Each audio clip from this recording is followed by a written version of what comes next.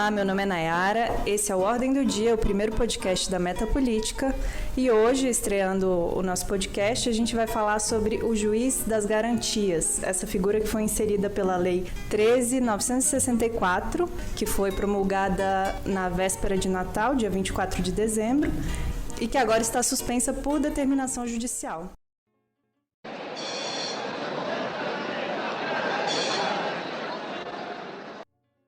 A gente começa introduzindo vocês ao assunto e eu queria a ajuda dos meus colegas Gustavo Tavares e Arthur Ives. Arthur é sociólogo e Gustavo é cientista político aqui da Meta. E para iniciar o assunto, eu vou passar a palavra para o meu colega Arthur Ives, que vai explicar o que é o juiz de garantias. Arthur, por favor, o que é o juiz das garantias e para que vai servir essa medida?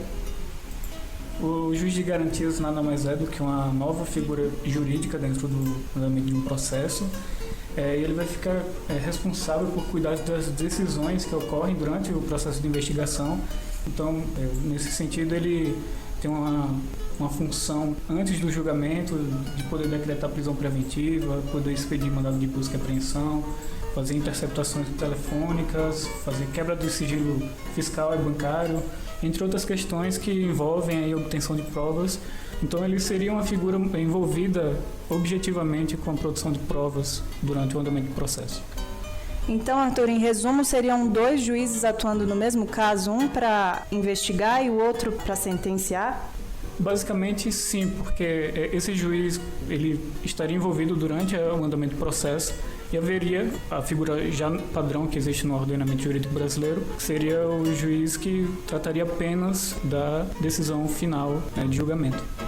E para entender melhor o contexto, eu passo a palavra agora para o meu colega Gustavo Tavares, para que ele explique de onde veio o juiz das garantias, que não estava previsto no pacote anticrime apresentado pelo ministro Moro.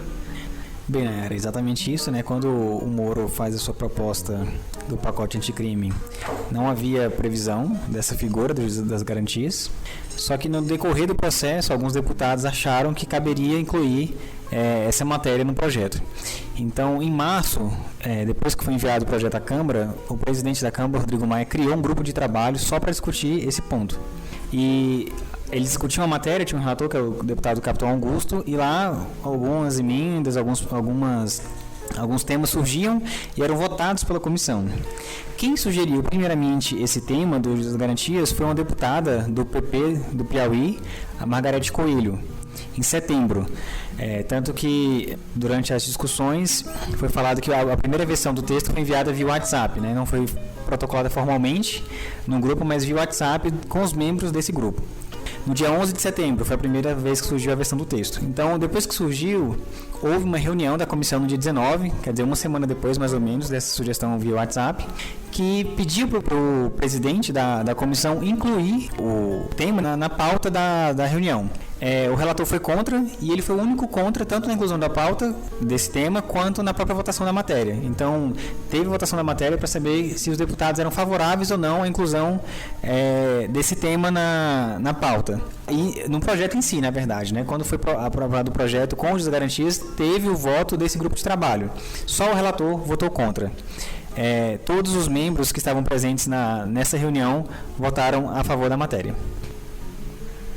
Um detalhe importante a respeito desse tema é que a medida do juiz das garantias entraria em vigor a partir do dia 23 de janeiro de 2020. Porém, o Supremo Tribunal Federal embargou essa medida e a aplicação do juiz das garantias foi adiada, inicialmente pelo ministro Dias Toffoli por 6 meses e, posteriormente, por tempo indeterminado, foi adiada pelo ministro Luiz Fux. E a gente, para aumentar um pouco a discussão, vai levantar alguns pontos e explicar um pouco melhor o que eles defenderam a respeito dessa proposta.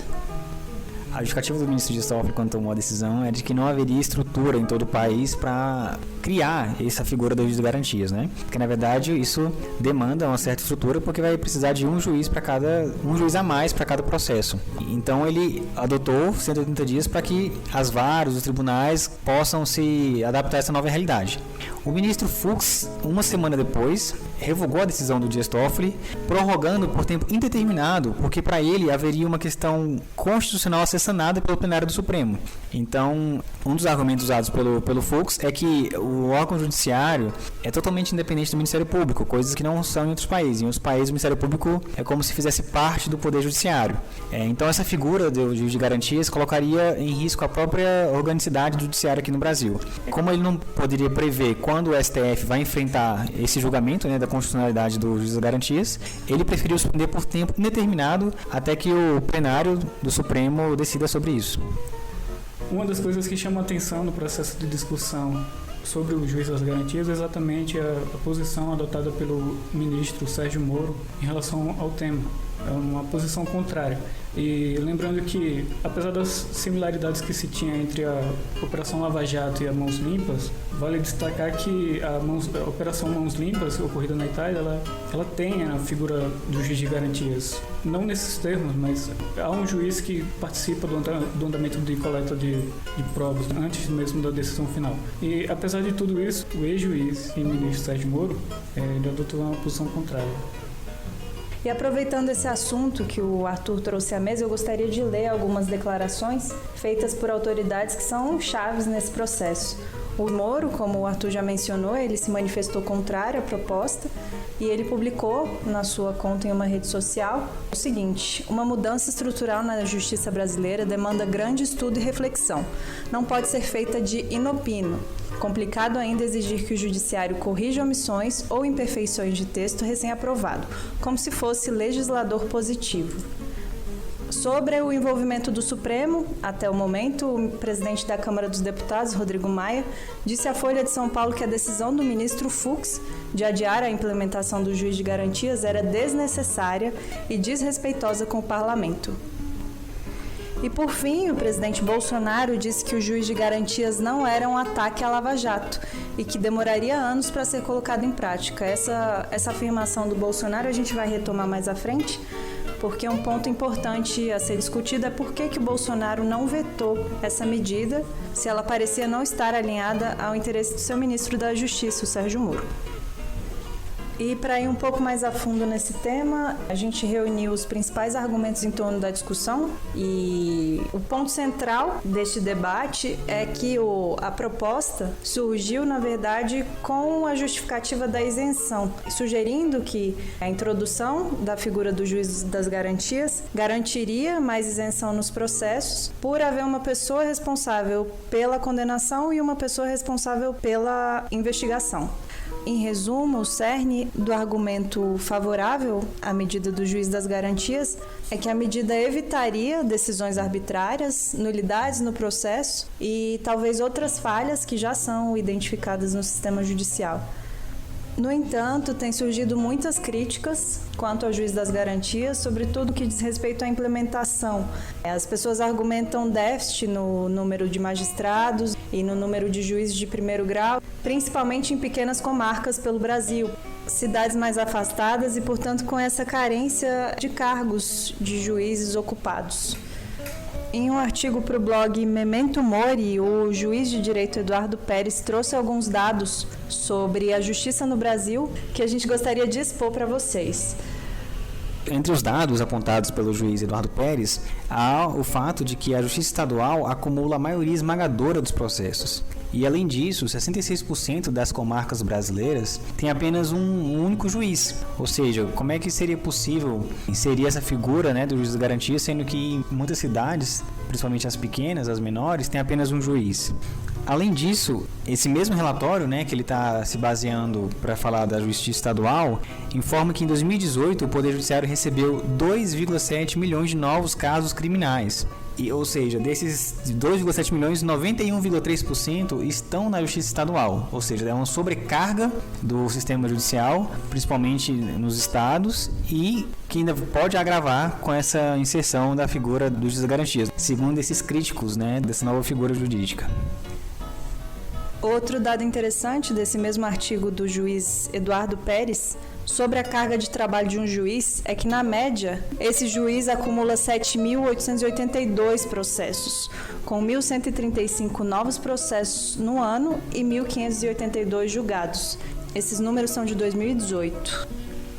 Em contrapartida, o advogado Auri Lopes Júnior e o juiz de direito Alexandre Moraes da Rosa defendem que não é possível fazer uma reforma processual ampla e séria sem investimentos. O Arthur agora vai destacar algumas soluções que propuseram esse advogado e esse juiz, em contraponto aos argumentos que são contrários à proposta do juiz das garantias. Arthur, por favor. Bom, entre as propostas que o advogado Auri Lopes e o juiz de direito Alexandre de Moraes expõem, está aí a questão de uma possibilidade de atuação online. Eles destacam que existem centenas de comarcas com apenas um juiz, mas com comarcas que são contíguas, portanto, às vezes com uma distância menor que 100 km, e que existe mais de um juiz. Poderiam atuar com uma forma, como juiz de garantias, de maneira online, no inquérito eletrônico. Entre outras coisas também, eles destacam que a implementação dos processos de inquéritos eletrônicos é possível criar centrais de inquéritos em comarcas maiores para atender as comarcas pequenas na mesma região. Então, são, por assim dizer, um conjunto de propostas que poderiam ser viabilizadas através do investimento em tecnologia de informação. Essa questão do rodízio de comarcas, né, que esse advogado e esse juiz sugeriram, foi criticado pelo ministro Moro, dizendo que esse rodízio de comarcas é de fato um mistério, né, de como é que isso seria feito. E para fechar a primeira edição do Ordem do Dia sobre juiz das garantias, eu vou retomar uma questão que a gente colocou lá atrás, que é a pergunta por que o Bolsonaro não vetou essa medida, sendo que ela contraria a opinião do seu ministro da Justiça e Segurança Pública, o Sérgio Moro. Bem, o Bolsonaro, ao que tudo indica, não quis se indispor com a classe política, né, que tinha acabado de aprovar esse tema. Na própria votação, houve um destaque do Partido Novo para retirar esse dispositivo do projeto anticrime, né? Inclusive, o próprio governo na Câmara dos Deputados orientou contra esse projeto, né, para que fosse tirado dos eixos, para que fosse destacado. Mas não vingou esse destaque e o texto foi mantido. As pessoas que criticam as garantias dizem que o Bolsonaro apoiou porque o Flávio Bolsonaro poderia ser beneficiado pela medida, né? E o Bolsonaro negou isso, que ninguém seria beneficiado, mas que era do jogo as pessoas criticarem. Tanto é que ele disse que o eleitor que não gostasse não precisava votar dele na próxima eleição. Certamente, ao não vetar esse dispositivo, o Bolsonaro estava seguindo conselhos, né, da sua equipe, embora o ministro Moro tenha sido contra. E politicamente ele achou mais viável manter essa decisão do Congresso Nacional. Com isso, a gente encerra nosso primeiro podcast Ordem do Dia. Obrigada pela audiência e até a próxima.